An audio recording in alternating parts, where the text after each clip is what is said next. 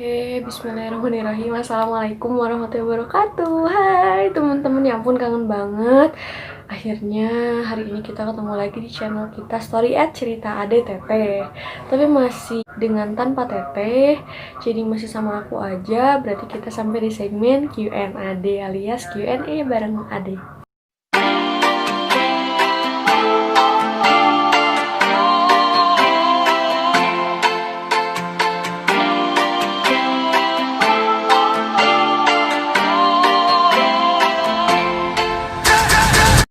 Anyway, seperti biasanya nih, aku mau ngingetin dulu sama teman-teman sebelum nonton video ini, jangan lupa klik tombol like, comment, share, dan juga subscribe.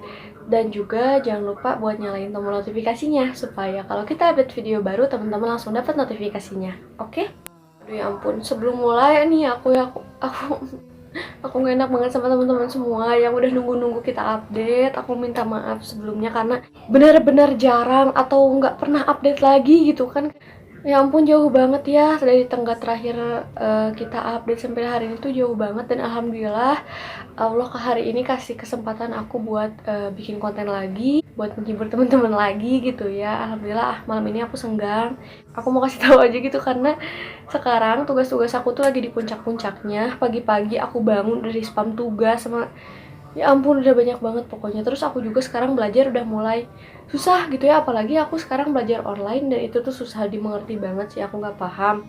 Terus ditambah lagi aku harus pemantapan mandiri, harus banyak-banyak ikutan TO ya kayak gitu intinya. Karena aku udah mau lulus, jadi ya aku juga semakin padat gitu waktu belajarnya dan lumayan susah juga buat nyari waktu senggang. Teteh juga sama gitu karena akunya lagi sibuk dan tetehnya juga kan lagi sibuk sama ponakan-ponakan aku di sana yang lagi sekolah. Jadi ya mohon dimaklumi aja ya teman-teman. Insya Allah kalau ada waktu senggang mah gitu kita juga pasti update gitu ya. Apapun itu kontennya, insya Allah kita bakalan update untuk menghibur teman-teman semua.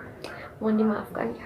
BTW teman-teman, mohon maaf lagi karena hari ini tuh kebetulan di masjid dekat rumah aku lagi ada pengajian. Mungkin ada sedikit-sedikit back sound yang terdengar, ya nggak apa-apa gitu, mohon maaf karena ya emang apa ya, lingkungan rumah aku ada di lingkungan padat penduduk, jadi nggak bisa hening gitu ya, mohon maaf banget nih teman-teman.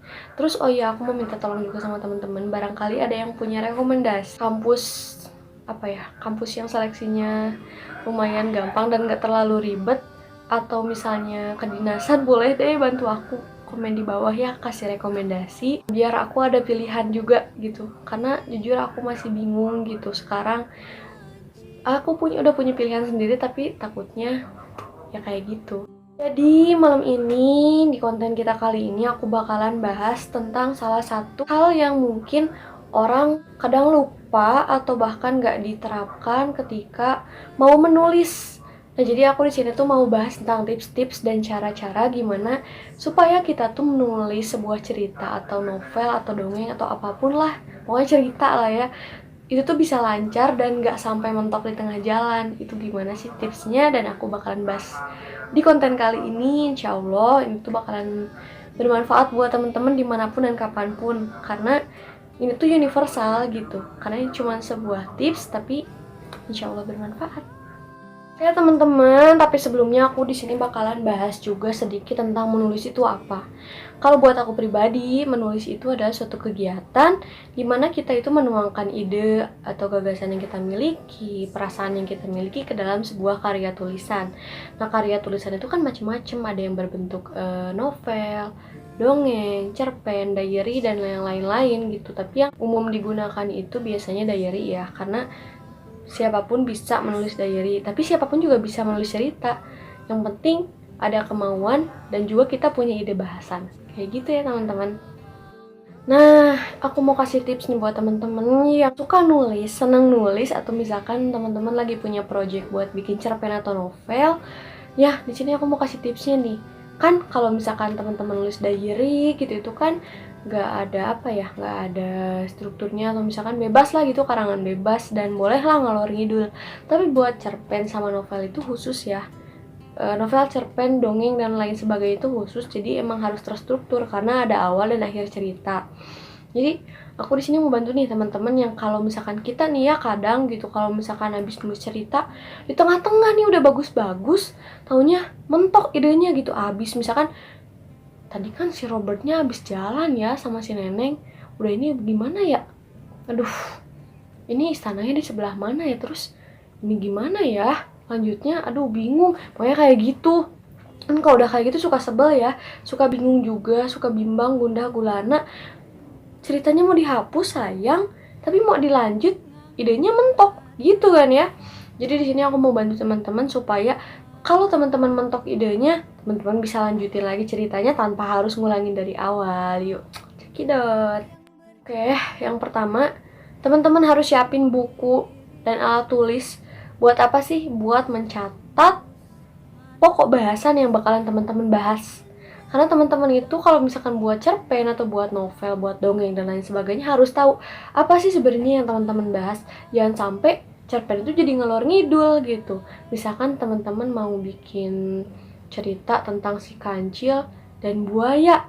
Nah, teman-teman harus tahu nih kayak awal cerita kancil buaya tuh apa dan akhirnya apa. Benar-benar harus terarah gitu awal dan akhirnya ada. Terus teman-teman juga harus fokus kalau misalkan bikin kancil dan buaya ya udah jangan bikin yang lain dulu supaya fokus teman-teman itu nggak terbagi-bagi kayak gitu. Terus yang kedua, teman-teman kan tadi udah punya buku ya khusus untuk mencatat atau misalkan nggak di buku juga di kertas sih asalkan jangan hilang gitu. Yang kedua itu teman-teman harus bikin kerangkanya. Kenapa sih kerangka? Jujur aku selama ini belajar gitu ya di sekolah baru sadar betapa pentingnya kerangka dalam sebuah karya tulis. Yang pun itu kan kita belajar ya di bahasa Indonesia, kita tuh belajar bahwa setiap karya tulis itu ada kerangkanya gitu loh. Nah ternyata kerangka itu tuh ngebantu banget buat kita melanjutkan cerita. Misalkan sekarang alhamdulillah aku lagi ada proyek tugas sih buat bikin novel sebanyak 48 lembar. Nah aku baru sadar sekarang bahwa ternyata bikin kerangka itu simpel dan gak ribet gitu. Teman-teman gak usah pakai kerangka yang kayak di bahasa Indonesia kan ada orientasi, reorientasi, penutup dan lain sebagainya, gak usah gitu. Jadi teman-teman cukup pakai catatan kecil aja sudah ditulis di buku tadi, bentuknya kayak gini. Mirror ya. Ya bentuknya kayak gini pokoknya. Ini catatan aku, ini panduan aku selama aku bikin novel supaya apa cerita aku nggak ngalor gitu. Ini tuh aku tulis ada 11 bagian novel aku.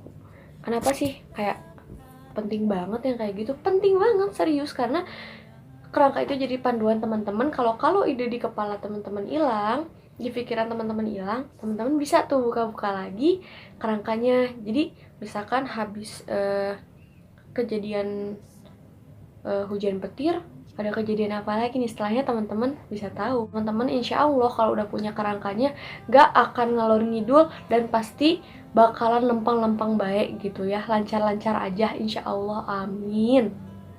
Yang ketiga, teman-teman harus paham di mana tempat teman-teman bisa konsentrasi. Kalau aku sendiri sih bisa konsentrasi di tempat yang sepi atau enggak lebih di tempat yang alam-alam kayak gitu sih kalau aku gitu. Jadi aku bisa ngambil inspirasi, bisa konsentrasi jadi tempat kayak gitu.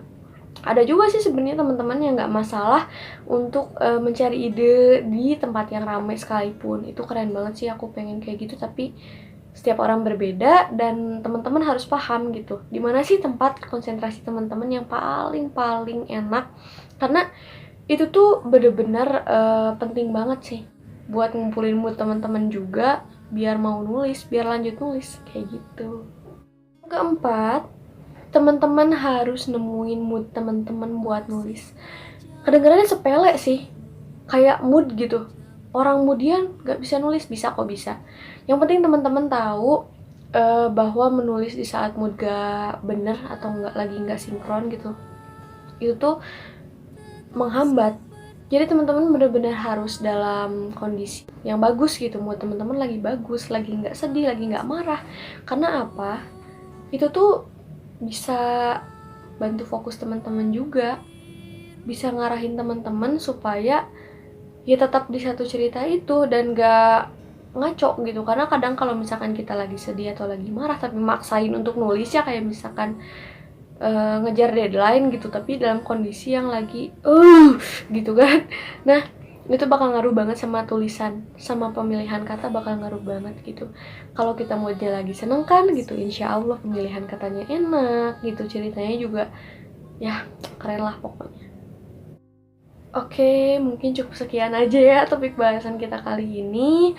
Meskipun sedikit, tapi aku harap ini tuh ya bermanfaat gitu buat teman-temannya. Semoga ini bermanfaat, bisa diaplikasikan juga ketika teman-teman menulis, dan boleh deh di-share lagi ke teman-temannya barangkali ada yang perlu, atau misalkan masih kurang jelas nih ada yang mau ditanyain, boleh tulis aja di kolom komentar, insya Allah dibaca. Tapi kalau misalkan mau fast respon, boleh deh DM ke Instagram aku di @nestermadira.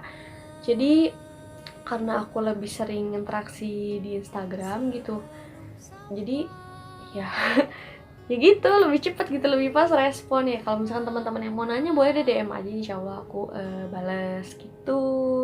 Oke, akhirnya kita udah sampai di ujung banget ya, di ujung mentok-mentok banget gitu ya. Aku mau ngucapin makasih banget buat teman-teman yang udah like video ini, udah tonton video ini, dan juga buat teman-teman yang udah subscribe, udah ngikutin perjalanan story ad dari awal sampai detik ini. Aku makasih banget teman semua, karena teman-teman itu jujur adalah motivasi aku untuk bisa bikin konten lagi kayak gitu. Doain aja semoga aku dapat waktu senggang lagi. Doain juga semoga aku cepat ketemu sama Teteh lagi, karena udah lama kita nggak ketemu karena kesibukan masing-masing. Ya, aku harap teman-teman juga di sini patuhi protokol kesehatan yang udah dibuat pemerintah. Karena jangan memandang sebelah mata virus corona yang iseng ini ya, yang jahat ini gitu. Karena apa ya, udah banyak gitu ya buktinya di luar sana gitu. Jadi teman-teman juga harus lebih waspada, lebih sayang lagi sama diri sendiri, sama keluarga, sama teman-teman, untuk menjaga dan membentengi diri dari virus corona ini. Caranya gimana sih?